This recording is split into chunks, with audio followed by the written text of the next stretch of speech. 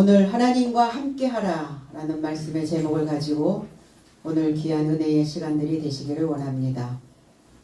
언어해석 3절로 5절에 그런즉 저의 삶이 실제로 교회에 의하여 전송받아 베니게와 사마리아를 지나면서 열방 삶의 회심을 설명하여 형제 삶 모두에게 큰 기쁨을 행하더라.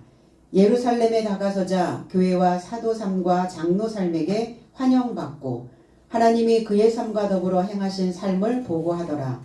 그러나 바리새파로부터 믿는 어떤 삶이 일어서서 나오면서 열방 삶을 할례함과 모세의 율법을 지키라 명함이 마땅하다고 말하니라. 교회에 의하여 전송받았다. 저와 여러분들이 교회입니다. 그럼 어떤 교회로 머물러 있을 것이냐? 애굽으로부터 예루살렘, 새 예루살렘까지 교회를 의미하고 있죠. 오늘 예루살렘을 향하여 온 바울과 바나바, 이 사도들의 삶이 바로 교회의 삶이었습니다. 그리고 거기에 모여서 하나님의 말씀을 듣고자 그 간절함을 펼쳐냈던 자들이 교회였습니다. 그 교회로부터 파송받았다 그랬어요. 우리가 파송됐다는 것은, 우리가 파견이 됐다는 것은, 보냄을 받았다는 것은 중도 탈락이 아니에요. 보냄을 받은 자들은 종착점까지 무조건 가셔야 됩니다. 그러면 종착점까지 가지 못하는 자들은 어떤 자들인가? 하나님으로부터 보냄을 받은 것을 스스로 포기한 자들이라는 겁니다. 하나님이 중도 탈락을 하라고 말씀하신 적 없어요. 어떤 스승이, 어떤 부모가 그들을 키우면서 그들을 성장시키면서 중도에 하차해도 상관없다라고 말하는 자들은 아무도 없다는 겁니다. 스스로 탈락할 뿐입니다.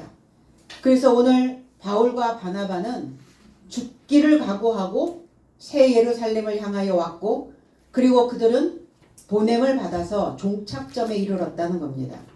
디도서 3장 12절로 13절에는 내가 너에게로 아데마 혹은 두기고를 보내면 언제든지 너는 니고볼리에 이르고자 내게 오도록 서둘러라. 내가 거기서 겨울나기로 결정하였노라. 율법사 제나와 아볼로를 서둘러 앞서 보내라. 저의 삶에게 부족함 없이 하려 함이라 그랬어요. 아데마와 두기고를 보내라 이렇게 얘기하십니다. 아데마라고 하는 의미는 아데미의 선물이란 뜻이에요. 아데미 신상이 있었죠. 풍요로운 신입니다. 인간들은 어떤 신을 원하는가? 나를 풍요롭게 하는 신을 원해요. 그래서 아데미 신상에 보면 앞에 이렇게 젖꼭지가 굉장히 많은 그러한 신상이기도 합니다. 두기고를 보낼 것이다. 너희들에게 행운을 보낼 것이다. 행운이라는 단어입니다. 그리고 니고볼리에 이르고자 내게 오도록 서둘러라. 니고볼리는 승리한 성읍이란 뜻이에요. 승리하지 않으면 오늘을 살아낼 수가 없었죠. 패배한 자들은 어제 떨어져 버린 자들입니다. 그러나 오늘 나는 이 자리에 있기 때문에, 그리고 이 말씀을 듣고 있기에 우리는 다 니고볼리라고 하는 승리한 성읍이 되어 있는 겁니다. 겨울 나기로 결정했다. 겨울은 어떤 곳이냐? 겨울은 어떤 계절이냐? 겨울은 우기입니다. 우리가 생각할 때는 여름이 우기 같은데 겨울이 우기예요. 그리고 겨울은 강풍이 많이 부는 계절이기도 합니다. 그래서 이 케이마조라고 하는 이 단어에서 강풍이 일어나다, 강풍을 맞으며 일하다 이런 뜻이에요. 그리고 뭐가 퍼붓다 이런 뜻을 가지고 있습니다. 내 안에 뭐가 퍼부어지는 시기, 내 안에 강풍이 불어온다. 겨울입니다. 그럼 겨울을 잘 나셔야죠. 그런데 오늘 바울과 바나바는 겨울을 맞이했어요. 강풍을 만났습니다. 그 강풍을 누가 일으킵니까? 믿는다고 말하는 자들이었습니다. 유대인들이었어요. 하나님 안에 있다라고 자부하고 있었던 자였습니다. 내가 하나님을 믿고 있다라고 말하고 있는 자들의 삶이었어요. 바깥에서 강풍이 아무리 불어도 내 안에서 잔잔케 할 수 있는 힘이 있다면 그 바람을 붙잡죠. 그런데 바깥에서 1차적으로 바람이 불고 외부 영향이죠. 그런데 또 2차, 3차, 4차, 5차 거듭하여 강풍을 일으키는 자는 납니다. 내 스스로예요. 바깥의 바람은 잦아들었는데 내 안의 강풍은 잦아들질 않는 거죠. 뭐 하셔야 돼요? 그 강풍을 붙잡으셔야 합니다. 그래야 겨울을 잘 지낼 수가 있죠. 자, 니고볼리는 어떤 곳이냐? 니고볼리는 많은 집회가 있는 곳입니다. 그리고 많은 시위가 일어나는 곳입니다. 우리나라도 광화문 그러면 어떻게 생각이 들죠? 시위가 있고 거기에 가면 뭐가 집회가 있고 그런 지역과 같은 곳이었어요. 그래서 니고볼리에서 강풍을 맞으며 일하고 있습니다. 겨울을 맞이했어요, 바울이. 비를 퍼붑니다, 바깥에서는. 그래서 집회를 하려고 계획을 했었는데 그때 통치를 하고 있었던 통치자가 네로 황제였어요. 근데 이 네로 황제가 정신 이상이 돼버렸거든요. 정신이 나갔어요. 그러니까 집회를 하려고 했던 그 바울을 집시법 위반, 집회와 시위에 관한 법이에요. 집시법이. 집회와 시위에 관한 위반으로 체포를 당합니다. 바울이 체포가 되니까 어때요? 집회가 당연히 어려워졌겠죠. 그리고 어떻게 됐어요? 그 가족들 모두가 다 뿔뿔이 흩어져서 산지 사방으로 흩어져 버렸어요. 근데 그 안에서 디도는 좋은 일꾼이어서 빼돌립니다. 바울이. 그래서 달마디아로 보냈고 대마는 세상을 사랑하여 데살로니가로 가고 그레게스는 갈라디아로 가버리고 그래서 바울과 누가만 체포가 됩니다. 그래서 로마로 이송이 됐고 로마 옥에서 디모데에게 겨울 전에 오도록 서둘러서 와라 이렇게 얘기하고 디도에게도 나는 지금 강풍이 일어나는 그곳에서 집회를 할 것이다 라고 전달을 하고 있는 겁니다. 율법사 제나를 보냈어요. 제우스의 선물이라는 뜻이고 아볼로는 파괴자라는 뜻이에요. 왜 파괴자를 서둘러 보내라 하셨을까? 현재에 일어나고 있는 그 상황들을 파괴하셔야 됩니다. 세계적으로 달 착륙을 했던 자가 아폴로 1호. 아폴로가 바로 아볼로예요. 그러니까 뭘 파괴했다는 거예요? 사람들의 생각들을 파괴하고 달로 간 거죠. 이 우주라고 하는 이 지구라고 하는 이 지구 밖에 이 궤도 밖에 벗어났다는 것은 이 지구를 파괴하고 달나라로 간 거예요. 그러니까 뭐가 우리의 삶 속에서 휘몰아쳐 올 때 강풍이 일어날 때 그 삶을 파괴할 수 있어야 된다는 얘기예요. 그 파괴자를 서둘러 보내라. 왜 서둘러 보내라고 했을까? 결핍을 채우게 하려고요.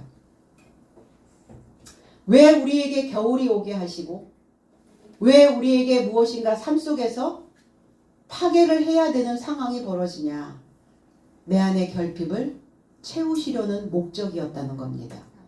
그러니까 우리 상황에서 우리의 상태에서 일어나는 많은 일들은 하나님이 나를 주저앉히려고 하시는 것이 아니라 내 마음을 오히려 하나님께로 돌아가게 만들려고 하는 목적이셨다는 겁니다. 그래서 겨울을 잘 지내려면 뭐가 필요합니까? 장작이 필요하죠. 땔감이 필요합니다. 그러면 저와 여러분들은 다 땔감을 준비하고 있죠. 인간은 태어나면서부터 장작을 가지고 태어납니다. 그러면 우리 인생에 장작이 뭘까? 결핍입니다. 열등감입니다. 자격지심입니다. 인간에게 열등감이 있지 않으면 불을 지필 수가 없어요. 내가 결핍되어져 있고 내가 부족한 인생이다라는 것을 알았기 때문에 열심히 했던 거예요. 열심히 살 수밖에 없었던 거예요. 나에게 불을 지필 수 있는 것은 열등감이지 우둔감이 아니라는 겁니다. 부족함이 없는데 불 뗄 필요가 없잖아요. 열심히 할 필요가 없잖아요. 다 놓여 있는데 뭘 열심히 살아냅니까? 열심히 안 살아도 내 입으로, 내 옷으로, 내 몸으로 다 공급이 되어지는데 오늘 군불을 떼시기 바랍니다. 그래서 내 열등감으로 군불이 떼어질 때 그때 우리는 이 한파를 잘 경험하며 이 한파를 잘 지나가게 될 줄로 믿습니다. 베니게와 사마리아로 갔습니다. 베니게는 종려나무라는 뜻이에요. 요한복음 12장 12절로 13절에 다음날 명절에 이르고자 온 큰 무리가 예수께서 예루살렘에 이르고자 오신다함을 듣고 종려나무 가지의 삶을 취하여 그에게 마중하려고 나가 주의 이름 안에 오시는 이스라엘의 왕이여 찬양받으소서 호산나 소리 지르더라. 예루살렘에 입성하시는 그리스도 예수를 보고 거기에 있는 백성들이 종려나무 가지를 다 들었어요. 다음날 명절에 이르고자 이렇게 다음날은 어떤 날이냐? 새로운 날을 기대하는 날입니다. 여러분들 오늘 다음날이 되셨습니까? 오늘 다음날이 되시기를 원합니다. 종려나무 이 단어는 타마르라는 단어인데 똑바로 세우다라는 의미예요. 그래서 건축에서 보면 종려와 같은 벽기둥을 만들어서 뭐가 이렇게 휘감고 올라가는 것 같은 그러한 기둥들을 만들어서 세우는데 똑바로 세우다. 기둥과 같은 자입니다. 기둥과 같은 곳이에요. 나를 똑바로 세우소서. 내가 똑바로 세워지기를 원합니다. 왜 그들은 똑바로 세워지기를 하나님 그리스도 예수에게 간절히 구했을까요? 꺾여 있었다는 거예요. 마음이 꺾이면 어떻게 되죠? 마음이 꺾인 자는 삶을 포기합니다. 신앙을 포기합니다. 될 대로 되라. 내 멋대로 되라. 그런 마음을 갖게 된다는 겁니다. 마음이 꺾여버리니까. 그동안 세워져서 여기까지 왔는데 어느 한 시점에서 확 꺾여버리는 것 같은 느낌이 들어요. 그 마음이 올 때 종려나무 가지를 들어야 됩니다. 호산나 외칩니다. 제발 원컨대 구원하소서. 꺾여버려 있는 마음으로부터 건짐을 받아야죠. 내 사상의 물에서 허우적거리고 있는 그 물에서 나를 구제하셔야죠. 호산나 제발 구원하소서. 원하건대 나를 건져내소서. 그리고 찬양받으소서. 율로게오라는 단어입니다. 좋은 말씀을 내게 주시옵소서. 합리적이고 논리적이고 말이 되는 소리를 내게 들려주시옵소서. 이게 찬양받는 하나님의 모습입니다. 그래서 그 찬양이라는 것은 뭐냐면 언어예요. 언어. 이 언어의 우아함입니다. 우리 마지막에 목사님 축도하시죠? 그 축도가 찬양입니다. 그게 축복이에요. 축복이라는 단어도 있습니다.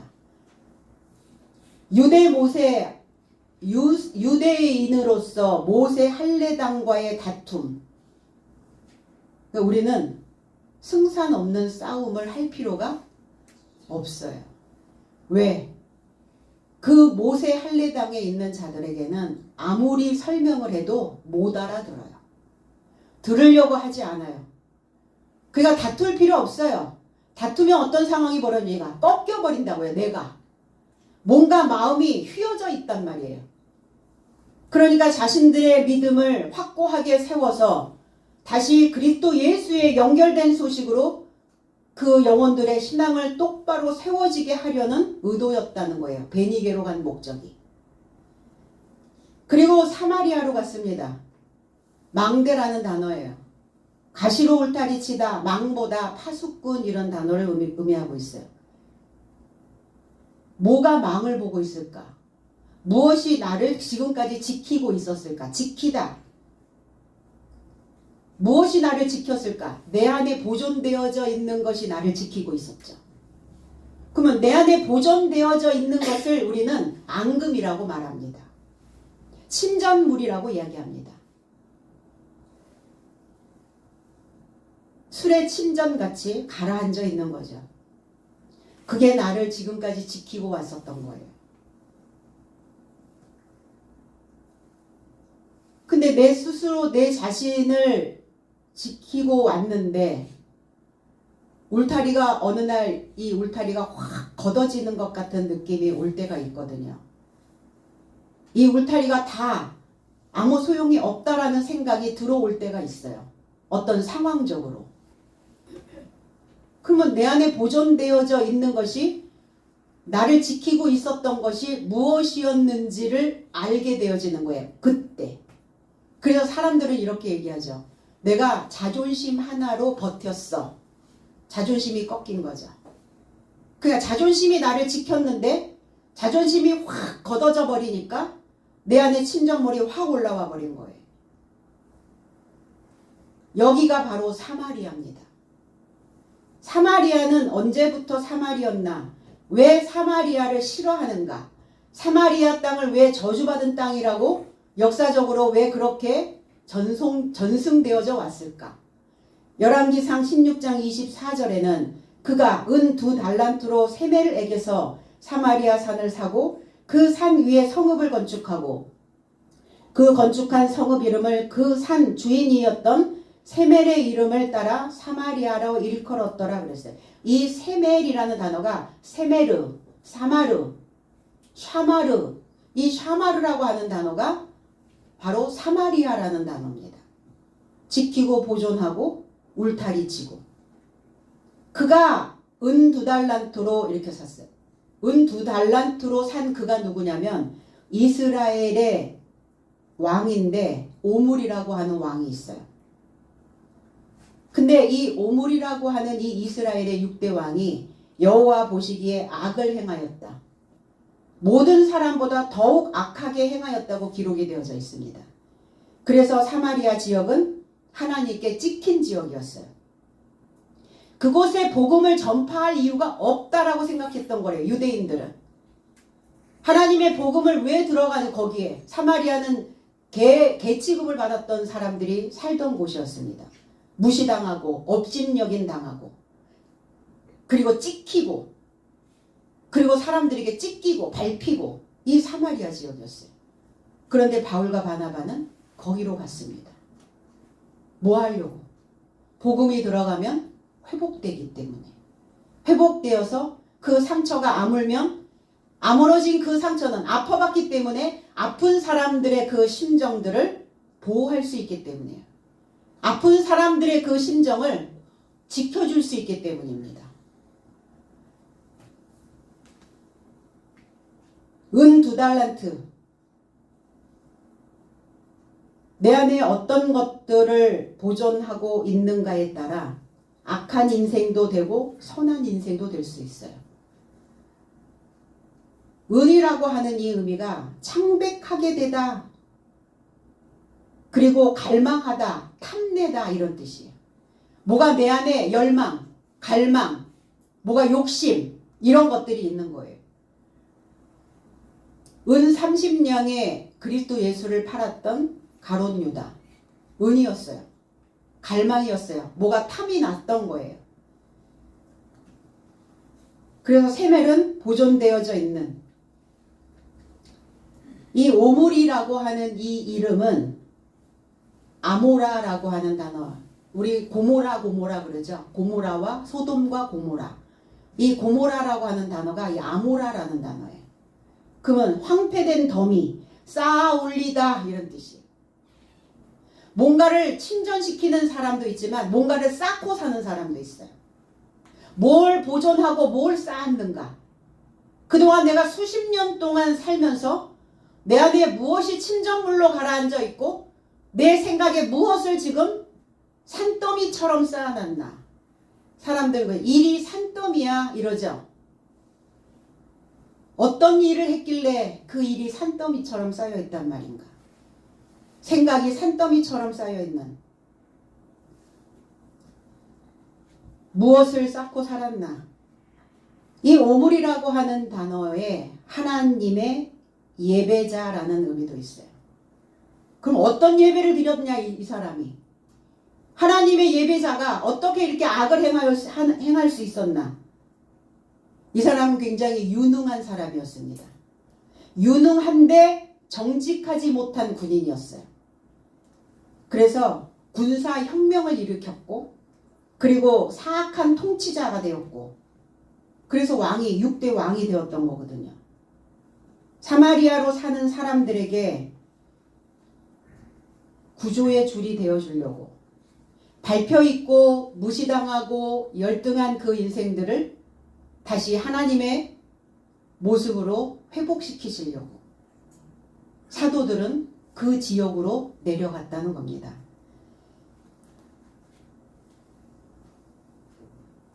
그리고 그 지역으로 다녀가며 그랬어요. 가로지르다, 여행하다, 지나가다 그랬어요. 여러분 지금 어느 길을 지나가고 계십니까? 여러분들의 마음을 어떻게 지금 횡단하고 있습니까? 우리는 어떤 여행을 원하고 있을까요? 우리의 인생은 여행과 같다고 이야기합니다. 여행은 즐겁기만 하지는 않죠. 그 스트레스 지수를 검사하는 항목에 보니까 여행을 가기 위하여 준비하는 그 시간들이 스트레스 지수가 상당히 높은 걸로 나왔어요. 타 지역에 갔는데 여행을 가서 즐거워야 되는데 왜 스트레스 받고 올까? 스트레스라는 거예요. 힘든 거예요. 우리의 인생의 여행이 행복하지만은 않습니다. 즐겁고 기쁘고 유쾌하지만은 않아요. 그런데 어떤 상황들이 왔을 때 내 안에 보존되어져 있는 것을 가지고 우리는 에너지로 자원으로 꺼내서 쓰게 되죠. 그것이 선한 것이든 그것이 악한 것이든.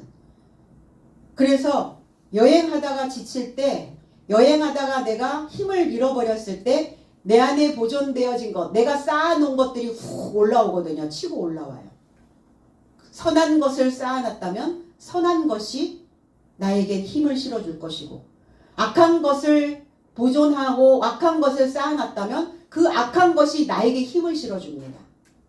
그래서 악한 것은 더 악해지고 선한 것은 더 선해질 수 있다는 겁니다. 이 사람의 상태예요.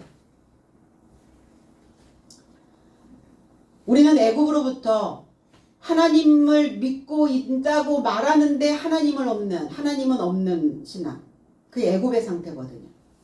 하나님을 알지 못하는 왕이 일어나 하나님을 알지 못하는 왕이 통치하는 그 애굽 상태.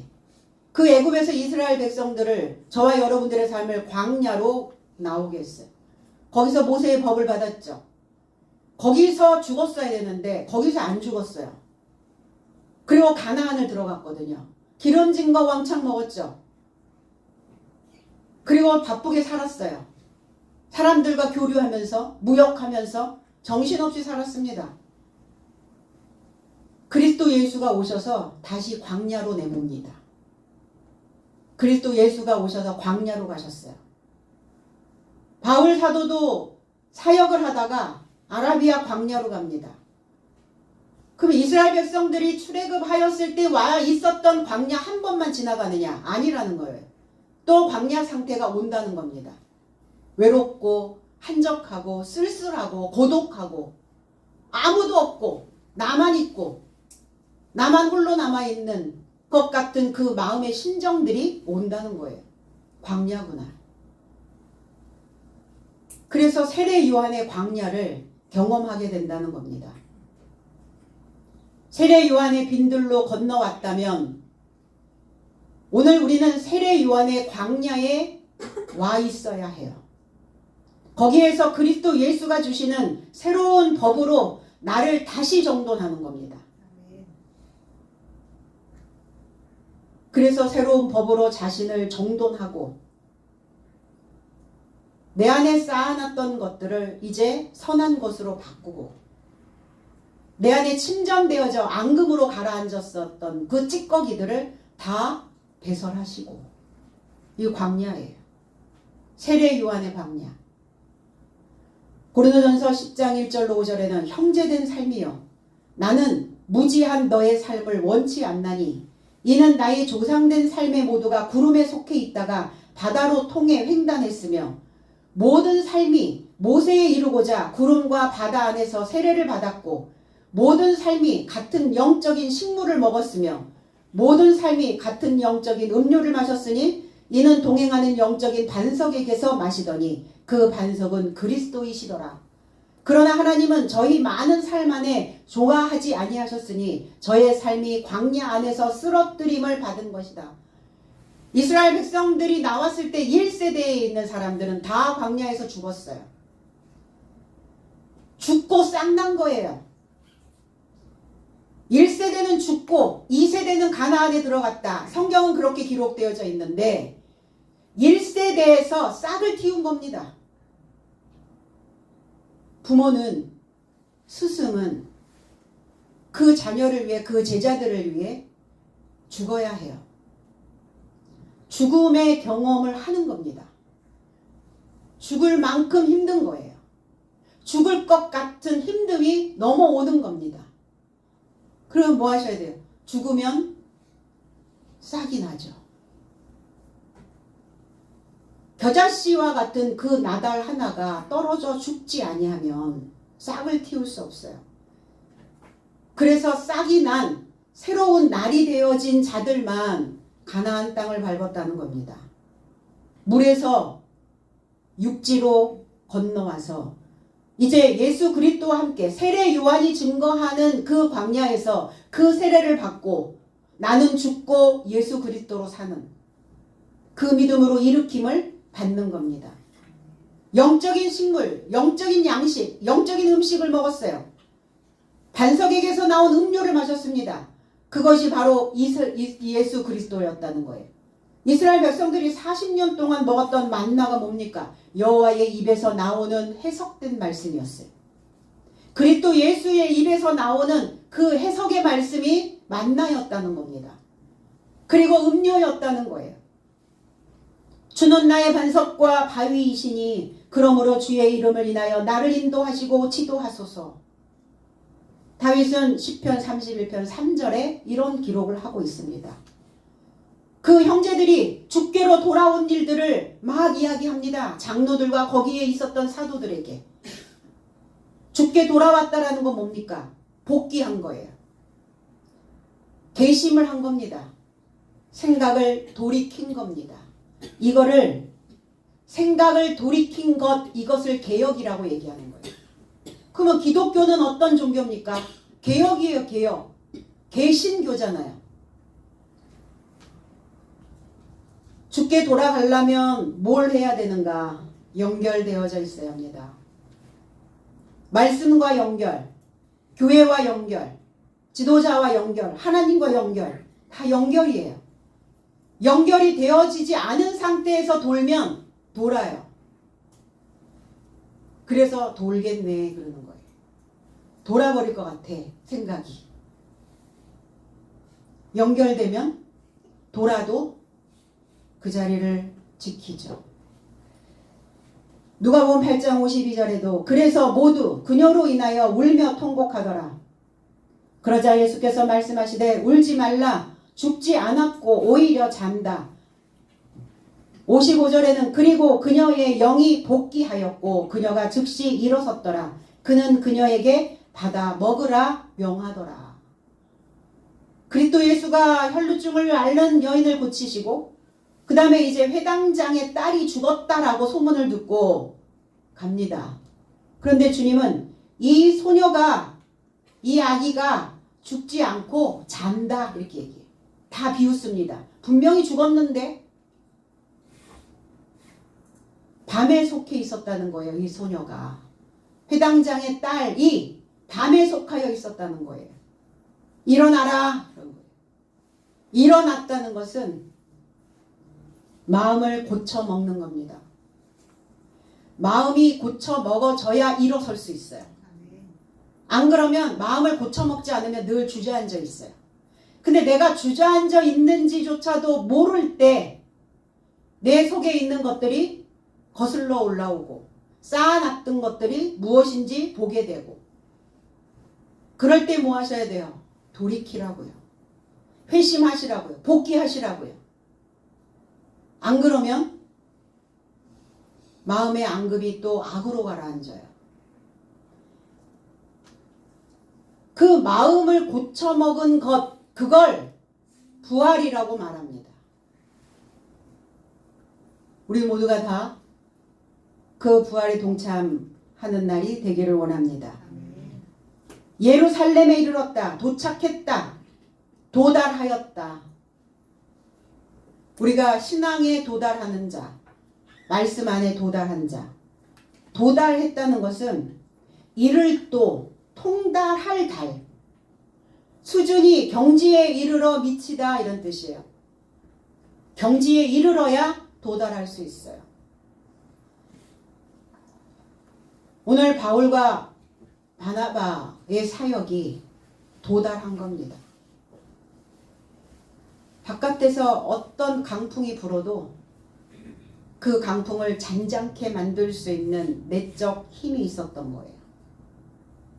그들이 아무리 나를 찌르고 그들이 나를 아무리 밀어도 내 안에 가라앉아 있었던 그 보존된 것은 그리스도였다는 겁니다.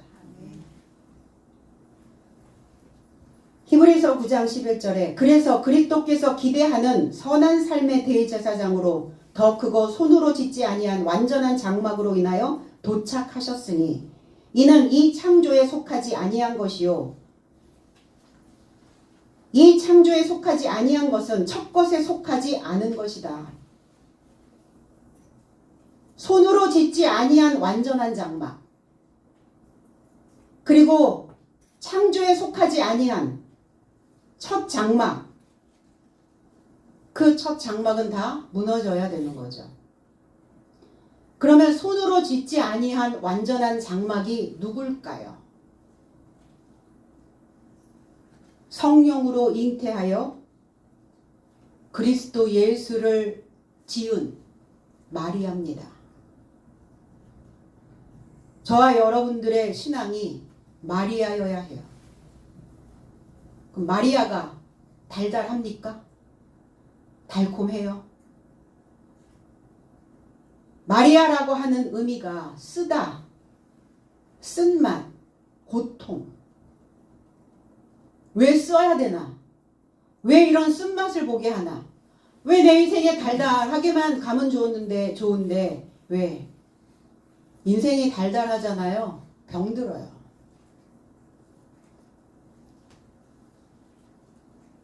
이 사람들이 새로운 뇌세포를 만들어낼 수 있는 그 기간은 고통이 올 때랍니다.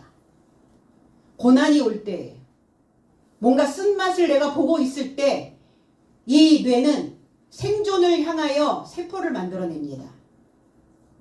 그래서 인간은 극한 상황에서도 살아남을 수 있는 것이 그 고난을 이기기 위한 세포를 생성해내기 때문이에요. 유익입니까? 아니면 불이익입니까?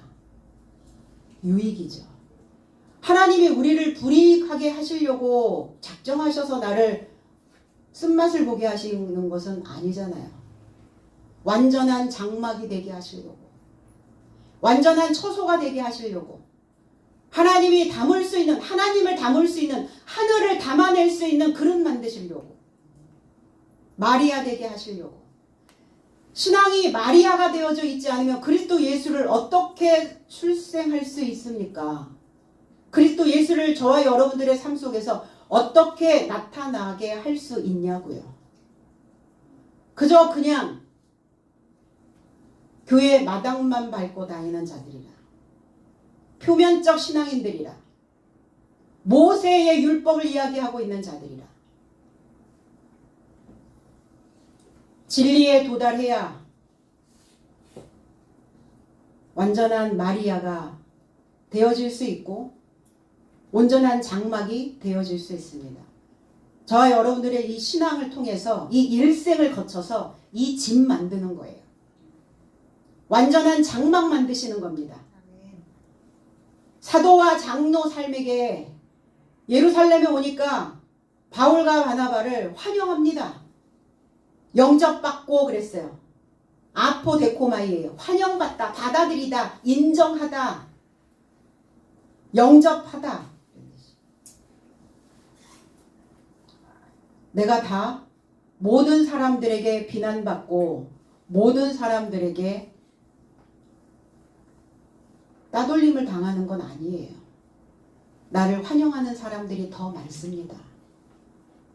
나를 받아들이고 나를 인정해주는 사람들이 더 많아요, 세상은. 근데 다른 사람들은 나를 인정하고 하나님도 나를 인증해 주시고 나를 받아들이고 환영하는데 내가 나를 환영하지 않는 사람들이 있어요. 내가 나를 따돌리고 내가 나를 영접하지 않는. 히브리서 30장 31절에 믿음으로 7일 삶을 연속하여 애워싸이니 여리고성이 무너졌도다. 믿음으로 창기 라합은 정탐꾼을 평안으로 더불어 영접하였으므로 불응한 삶과 함께 멸망치 아니하였도다. 오늘 우리는 라합이어야 될 줄로 믿습니다. 여호수아가 보낸 그 정탐꾼들을 영접했다고요. 받아들였다고요. 환영했다고요. 이 여리고 성이 무너졌는데 여리고 성이 여리고라고 하는 의미는 달이라는 의미를 가지고 있어요. 달. 달은 기울죠. 달은 저물죠. 냄새를 맡다라는 의미도 가지고 있습니다. 그래서 인간은 냄새를 기가 막히게 맡아요. 나를 키우는 양육자가 나를 사랑하는지 나를 받아들이는지 나를 거부하는지 너무 기가 막히게 알아요. 눈동자 그 하나의 움직임만 봐도 알아요. 손짓 하나에도 알아요. 바람에 흔들리는 이 얼굴에 붙어있는 솜털 움직이는 것만으로도 저 사람이 나를 인정하는지 거부하는지 금방 알아요. 냄새 맡는다고요. 냄새가 나죠. 그 냄새가 나는 거예요. 그 냄새를 맡을 수 있어야 해요. 내가 나를 거부하는지 사랑하는지, 내가 나를 인정하는지 나를 환영하는지, 나를 받아들이지 않고 있는지. 내 모습 이대로예요. 내 모습 이대로 그냥 사랑하는 겁니다. 여기에다가 뭐 칠하고 여기에다 뭐 더 입히고 여기에다가 더덕더덕 뭐 갖다가 더 붙이고 그런 내가 아니라 나는 그냥 솔직 담백한 삶이야. 그래요. 그 모습 그대로 사랑하는 겁니다. 라합은 넓다, 광활하다라는 의미예요. 영접하려면, 받아들이려면, 인정하려면 마음이 좀 넓어야 해요. 광활해야 합니다. 광활해야 이 세상에서 나한테 주는 그 모든 것들을 담아낼 수 있어요. 그러나 하나님 결코 나에게 불이익을 주시지는 않는다는 그 믿음만 갖고 계시면 됩니다. 창기였다고요. 창기 그러니까 뭐 몸을 파는 뭐 기생 라합 뭐 창기 라합 이러는데 다른 남편에게 가 있었다고요. 이 라합이 하나님이 아닌 다른 신, 아니 하나님을 섬기면서 하나님에 대하여 알지 못하는, 하나님에 대하여 무지한, 하나님에 대하여 깨닫지 못하고 있는 우상 숭배를 하고 있었다고요. 이 우상 숭배를 하고 있는 자들을 창기라고 말합니다. 기생이라고 얘기하는 거예요. 이 육신적인 몸을 파는 사람이 아니라 이 영이 하나님의 말씀을 담아내지를 못하고 있는 자들을 창기라고 말하는 거예요.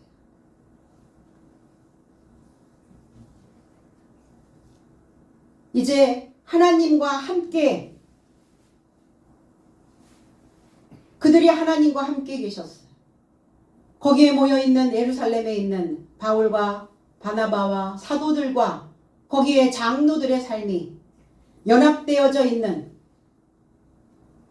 그리고 하나님께서 함께 하셔서 하나님과 결합되어져서 일어났던 그 많은 일들을 보여주고 알리고 광고하고 있었어요. 저와 여러분들은 광고판입니다. 아, 하나님을 믿는 사람들은 저런 삶을 사는구나. 교회 다니는 사람들은 저런 모습이구나. 저런 색깔이구나. 저렇게 바뀌는구나. 전광판이라고요. 만천하에 드러나지 않겠어요? 드러나게 하시면 수리하시려고. 무너뜨리는 이유는 다시 재건축하시려고요. 그대로는 안 되니까. 그대로 살다가는 행복한 마음이 없으니까. 요한복음 6장 12절로 15절에 내가 아직도 너의 삶에게 말하려고 많은 삶을 갖고 있으나 지금은 너의 삶이 짊어짐이 불가능하다. 그러나 언젠고 진리의 영이 그가 오신다면 너의 삶을 진리 모두에 이루고자 안내할 것이다. 왜냐하면 그는 자신으로부터 전하지 않을 것이며 오히려 너의 삶이 들을 만큼 그가 전할 것이며 오는 삶을 너에게 알릴 것이다. 저가 나를 영화롭게 할 것이니 내 것에서 취할 것이며 너의 삶에게 알릴 것이기 때문이다. 아버지가 갖고 있는 만큼 모든 삶은 너의 삶이니 이를 인하여 그가 내 것에서 취하고 너의 삶에게 알릴 것을 나는 언급하였다. 알린다. 광고한다. 저와 여러분들이 왜 하나님을 믿는가? 광고하시려고요. 왜 하나님이 우리를 사도로, 선생으로, 집사로, 권사로, 목사로, 교사로 왜 우리에게 그 직분들을 주셨는가? 광고하시려고요. 하나님을 알리시려고, 보여주려고, 보고받으려고.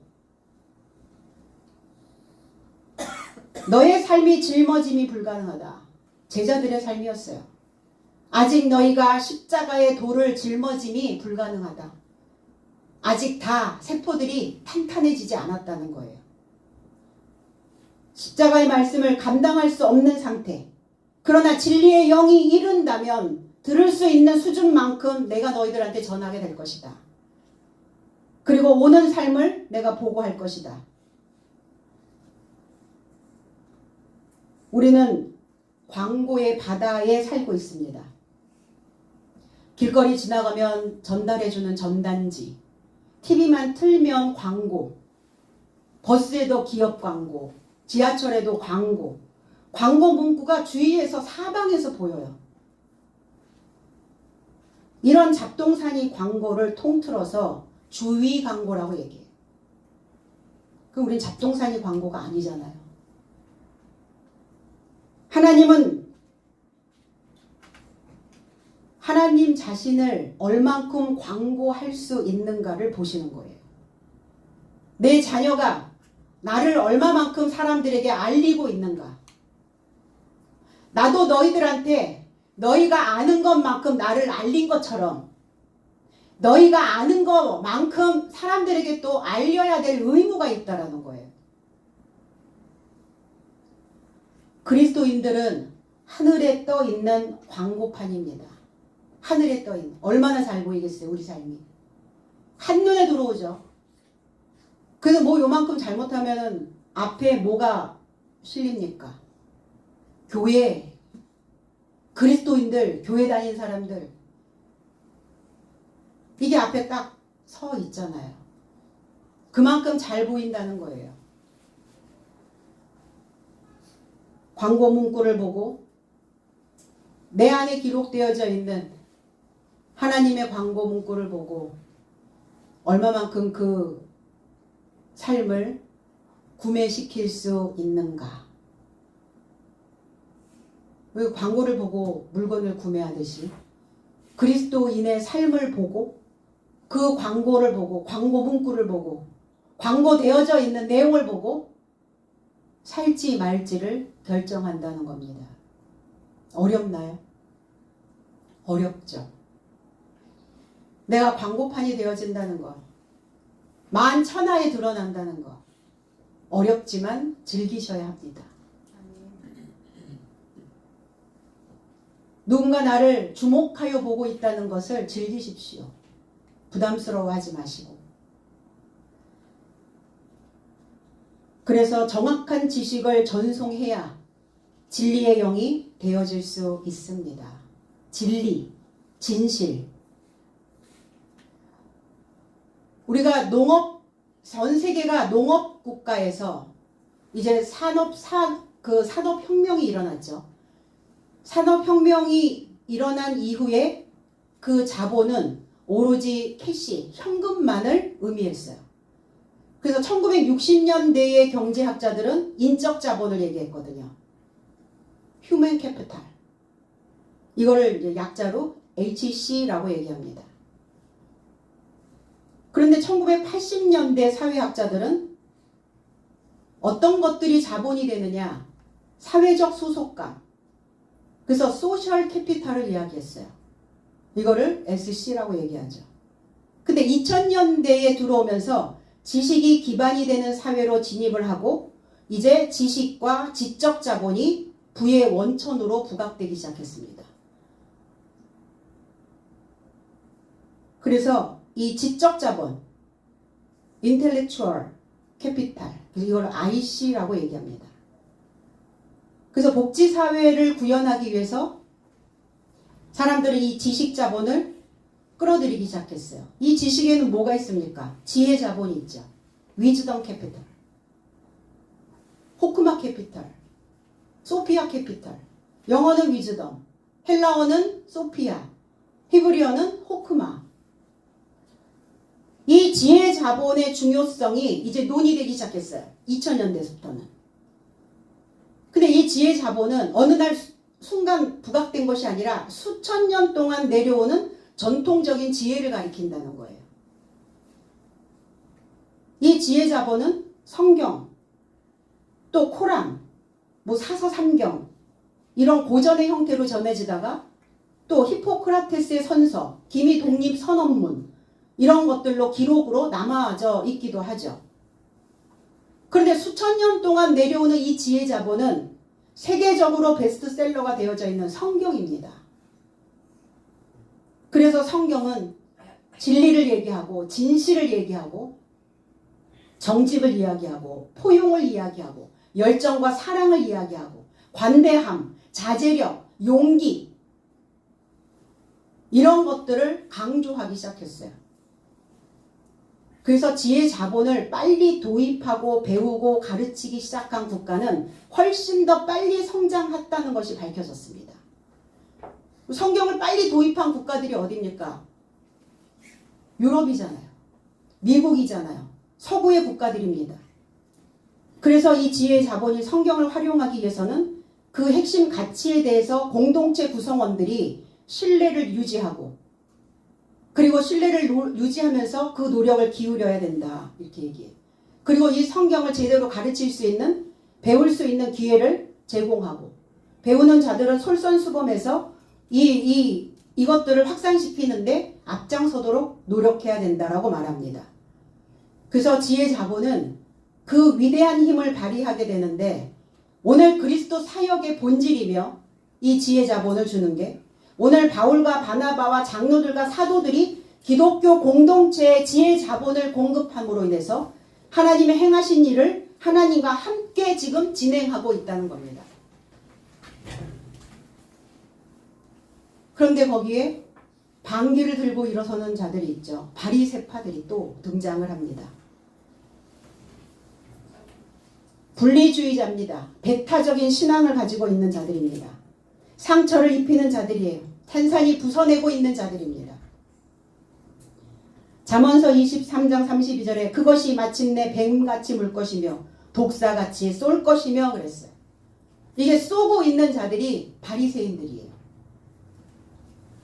이 바리새인들은 모세의 할례를 지지하고 나옵니다. 이방인 삶에게 모세의 율법을 지키게 하는 것이 필요하다. 모세의 율법으로는 사랑할 수가 없습니다.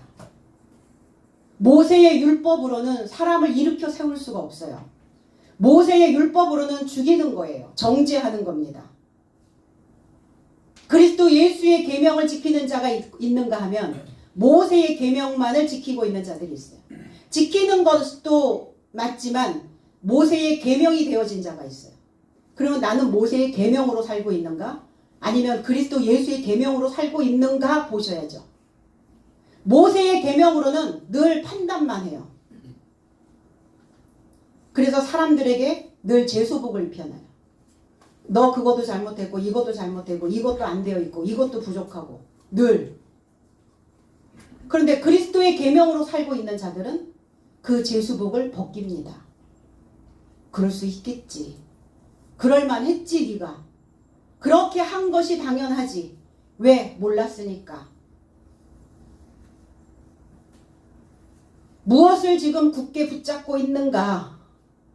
만일 너의 삶이 나를 사랑한다면 내 계명을 지킬 것이다 그랬어요. 계명은 서로 사랑하라는 것이다. 사랑은 뭐냐? 사랑은 아픔입니다. 사랑 아파요. 나의 입맛에 맞지 않고 내 생각에 맞지 않고 내 뜻에 맞지 않는 자들을 사랑하려니까 아파요.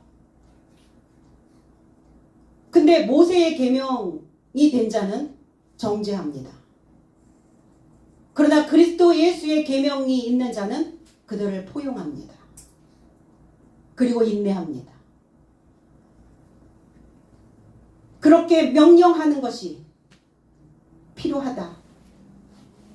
그래서 그리스도 예수의 계명은 잘못하는 것을 꼬집고 제수복을 입히는 것이 아니라 오히려 죄인으로 살지 못하도록 그들을 감싸 안고 늘 새 옷을 지어 입히는 자라는 겁니다.